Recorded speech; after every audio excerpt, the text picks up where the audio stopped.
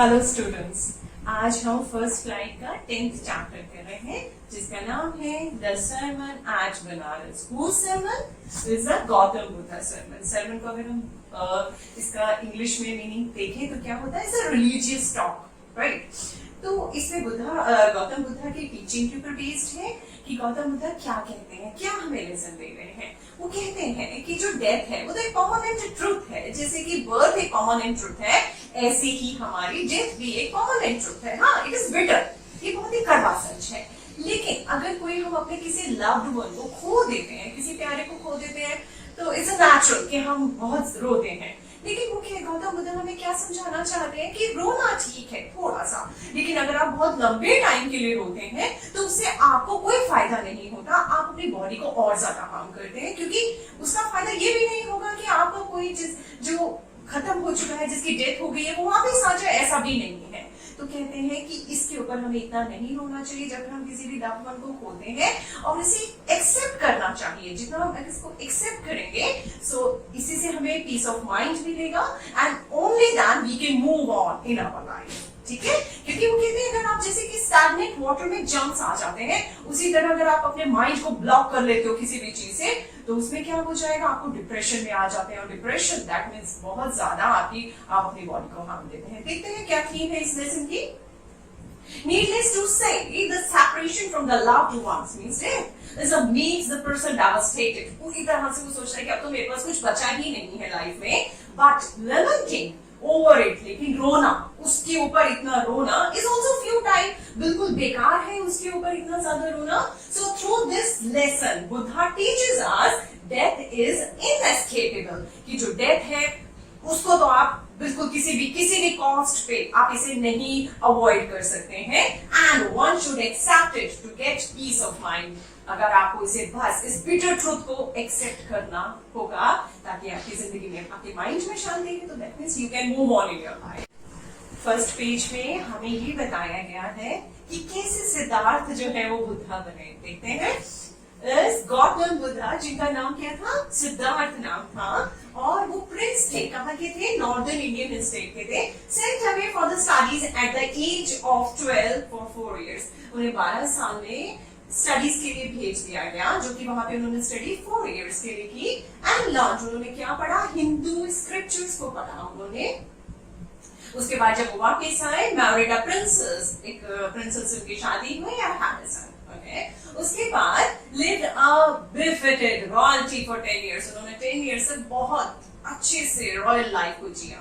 उसके बाद reasons of transforming himself and be a man। कैसे वो बने, क्या हुआ था, एक बार वो जा रहे थे अपना फॉरेस्ट की तरफ जा रहे थे, तो came across a sick man।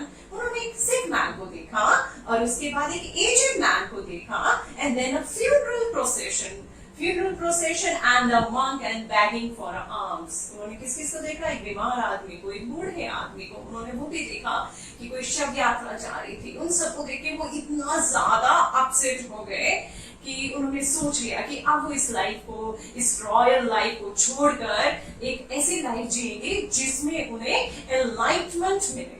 ठीक है, और उसके बाद उन्होंने decided to leave the worldly pleasures. जितने भी उनके वर्ल्डली प्लेजर्स हैं उनको वो छोड़ देंगे, एंड सीक द एनलाइटनमेंट, और वो मोक्ष प्राप्ति के लिए निकलेंगे।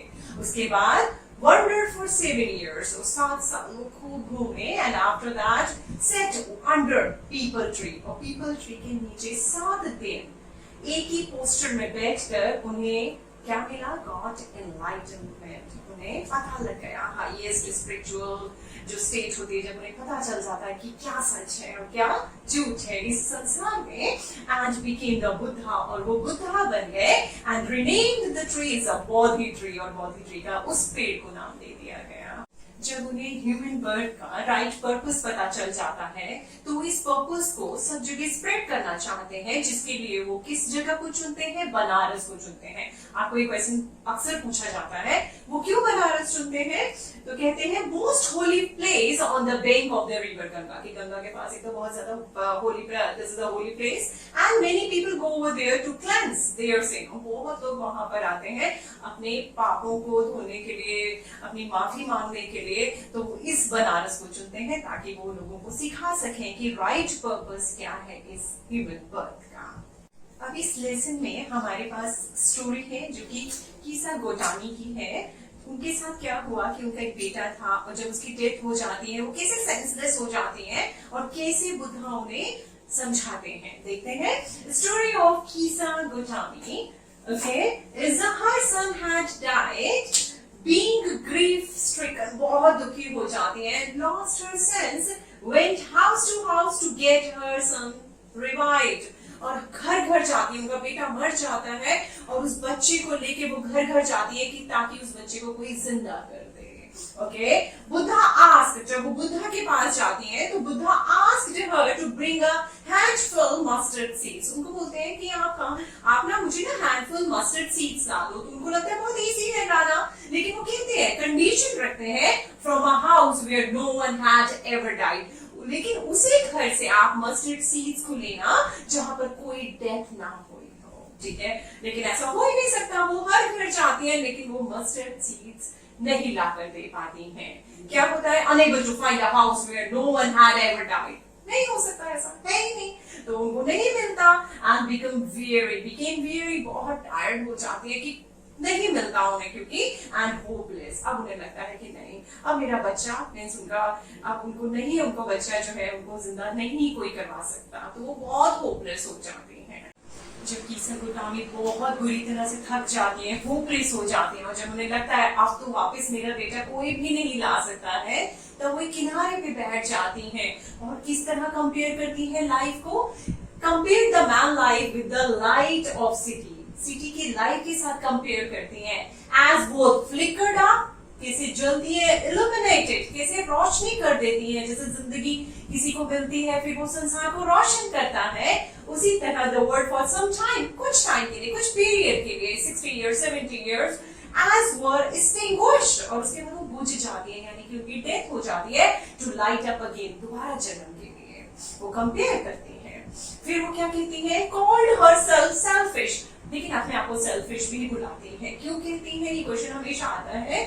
Because in her grief she stirred other grief, क्योंकि उन्होंने अपने दुख में दूसरों के दुखों को भी जगा दिया, कि घर घर जाके उन्होंने पूछा, क्या पूछा कि आपके घर में किसी की डेथ हुई है? तो बाद में उन्हें एहसास होता है कि वो भूल गए थे with the passage of time, कैसे मैंने उन्हें याद दिला दिया अपने दुख में, तो अपने आप को सेल्फिश बोलते हैं।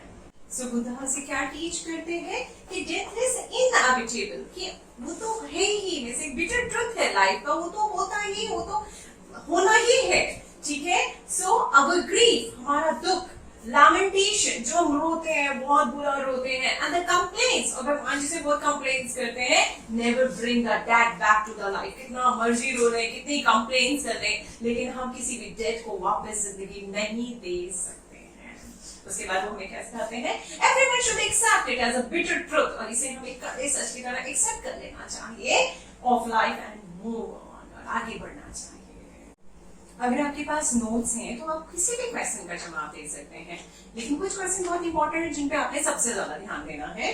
पहला, why did Buddha choose Banaras for his first sermon? आपके पास नोट्स है, आप लिख लेंगे।